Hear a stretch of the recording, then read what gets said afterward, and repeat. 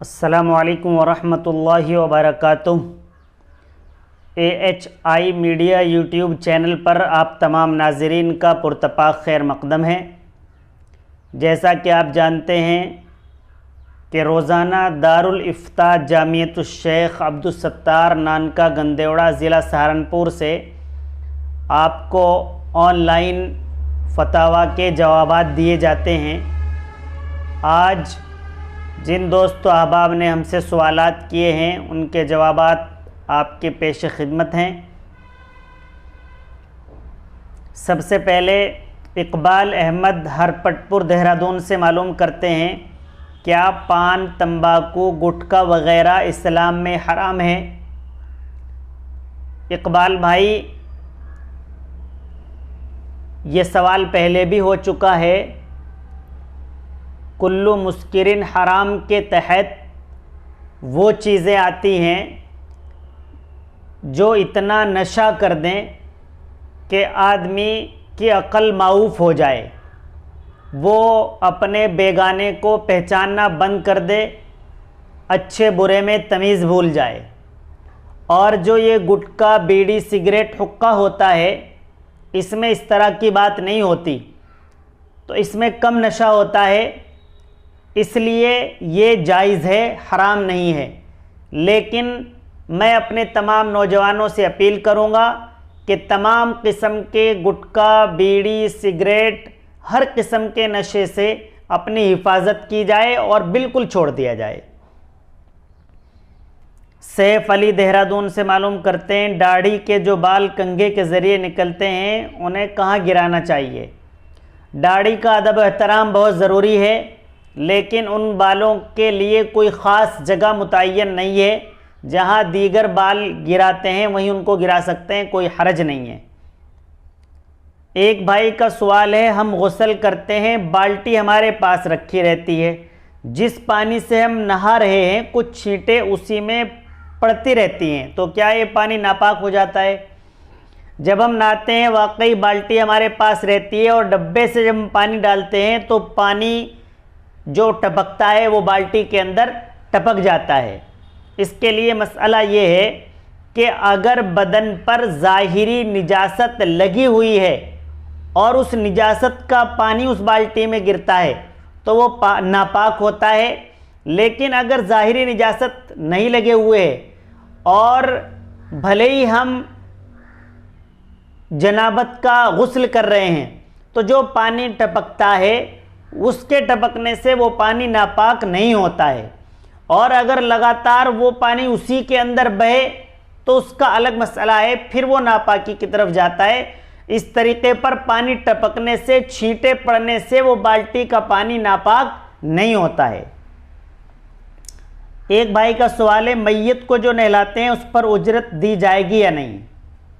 मैयत को जो नहलाते हैं उस पर उजरत के बारे में ये है कि एक गांव है, उसमें अगर 4-5 लोग हैं नहलाने वाले, उनमें से अगर किसी को बुलाया जाता है तो उसे उजरत दी जा सकती है।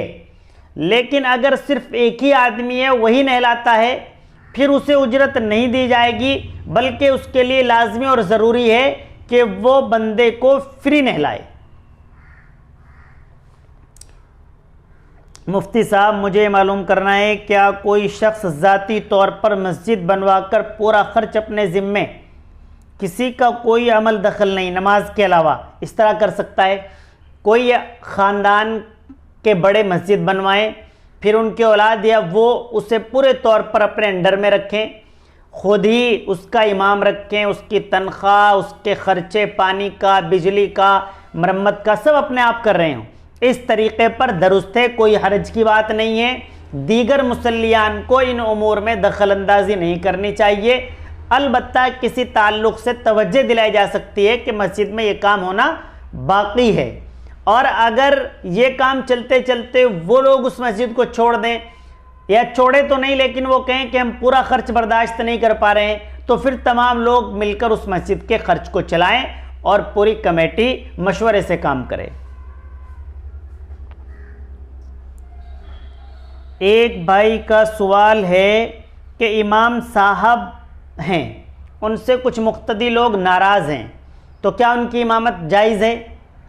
देखिए भाई, सबसे पहले मैं अपील करूँगा कि तमाम हज़रात इमामों का, अइम्मा का, उलमा का, हुफ़्फ़ाज़ का, क़ुर्रा का दिल से बहुत ज़्यादा एहतराम करें।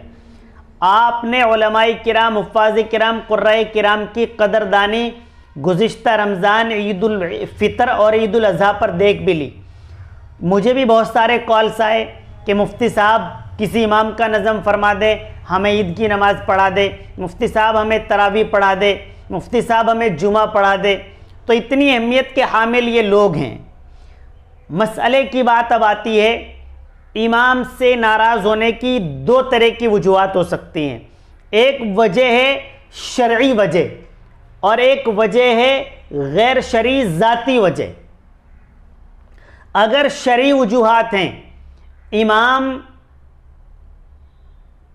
फिल्म देखता है, फासिक व फाजिर है, जिना करता है, या इसी तरीके पर गलत लोगों में बैठकर गलत काम करता है, इस तरह की अगर गैर शरई दाढ़ी कटाता है, गैर शरई चीज़ें अगर पाई जाती हैं, तो उस इमाम के लिए इमामत करना मकरूह तंज़ीही है, उसे फ़ौरन इस्तीफ़ा देकर चले जाना चाहिए। दूसरी शक्ल, अगर कोई ज़ाती तौर पर अपने हसद की वजह से, अपने इख्तिलाफ की वजह से, इमाम साहब ने मेरी बात क्यों नहीं मानी, मेरे कहने से मोटर क्यों नहीं चलाया, वो यहाँ पर लोटों का इंतज़ाम क्यों नहीं किया, या मैं कोई चीज़ ज़िबा करने के लिए लाया था उस पर ज़िबा क्यों नहीं किया, मैंने दोपहर को सोते वक्त इमाम साहब के लिए अपना बच्चा झड़वाने के लिए भेजा था, उन्होंने कुंडी नहीं खोली। अगर इस तरह की वजूहात हैं तो फिर आप गलती पर हैं और आप गुनहगार होंगे, ना कि इमाम गुनहगार होगा। हदीस पाक के अंदर है, 3 लोगों के बारे में आता है कि उनकी नमाज उनके कान के ऊपर तक भी नहीं जाती है। एक तो वो गुलाम जो अपने मालिक से भागा हुआ हो, जब तक वो भागा हुआ रहेगा उसकी नमाज का यही हाल रहेगा। एक वो औरत जिसका शोहर उससे नाराज़ हो और उस पर पूरी रात गुजर जाए, और एक वो इमाम जिससे मुख्तदी नाराज़ हों। तो नाराज़ होने की मैंने 2 शक्लें बताई हैं। अगर शरई वजह है तो इमाम को इस्तीफ़ा दे देना चाहिए, अगर अपना ज़ाती मामला है तो वही गुनहगार है, उसे अपनी बात को ठीक करना चाहिए। मुफ्ती साहब, एक सवाल ये है कि एक शख्स ने अंडा ख़रीदा, घर जाकर उसे तोड़ा तो वो गंदा यानी ख़राब निकल गया, तो क्या उसको वापस किया जा सकता है? यानी दुकानदार उसे वापस लेगा या उसका तावान ख़रीदार पर पड़ेगा? अंडा ख़रीदा है, बाहर से तो नज़र नहीं आ रहा है, लेकिन घर जाकर अगर तोड़ा और वो गंदा निकला तो ये गंदी चीज़ थी, लिहाजा बेअ फासिद मानी जाएगी। तो ख़रीदार दुकानदार को वापस करेगा और दुकानदार के लिए ज़रूरी है कि वो उसके पैसे उसे लौटा दे। मुफ्ती साहब, एक मसला, मौलाना मोहम्मद राशिद इमाम ख़तीब बिलाल मस्जिद मंगलापुरी पालम दिल्ली से ये सवाल करते हैं कि जैद कोई नशा आवर चीज़ खाकर घर में आता है और टीवी चलाता है, बीवी टीवी बंद कर देती है, इख्तिलाफ हो जाता है। इख्तिलाफ के बाद वो शौहर या लड़का वो कहता है कि मैं तुझे तलाक दे रहा हूँ, और 3 बार इन्हीं अल्फाज को दोहराता है कि मैं तुझे तलाक दे रहा हूँ। तो क्या इससे तलाक वाक़ई हो जाएगी?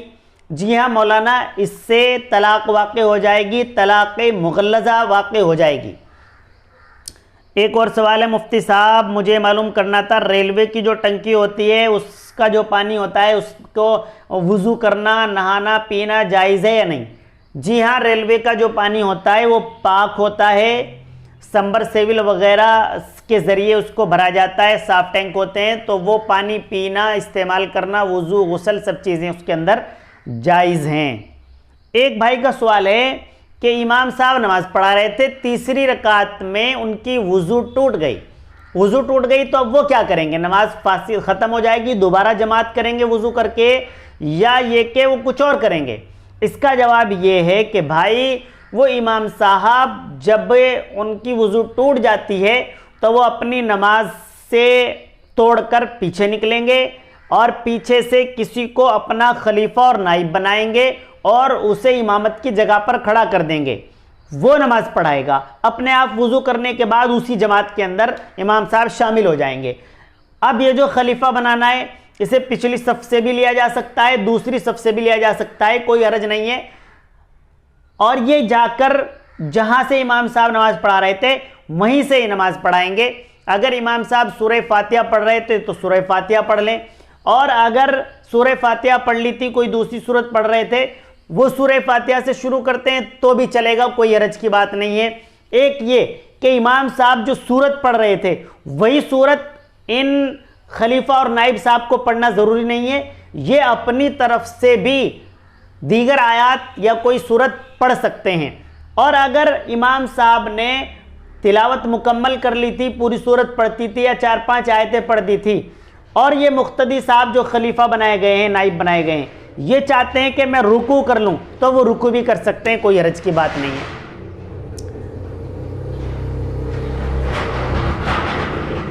नाज़रीन किराम, आप भी अपने सवालात को व्हाट्सएप के ज़रिए, कॉल के ज़रिए, फेसबुक के ज़रिए, यूट्यूब के हमारे कमेंट में भेजकर मालूम कर सकते हैं, आपका जवाब दिया जाएगा। अल्लाह तबारक व ताला आपको और हमें जज़ाए खैर अता फ़रमाए। आपसे आखिर में अपील, आप हमारे इस यूट्यूब चैनल को सब्सक्राइब कर लें और बेल आइकन भी दबा दें। उसके बाद आपको हमारी वीडियो पहुंच जाएगी सबसे पहले, और आप उसे देख सकेंगे, मसाइल को मालूम कर सकेंगे।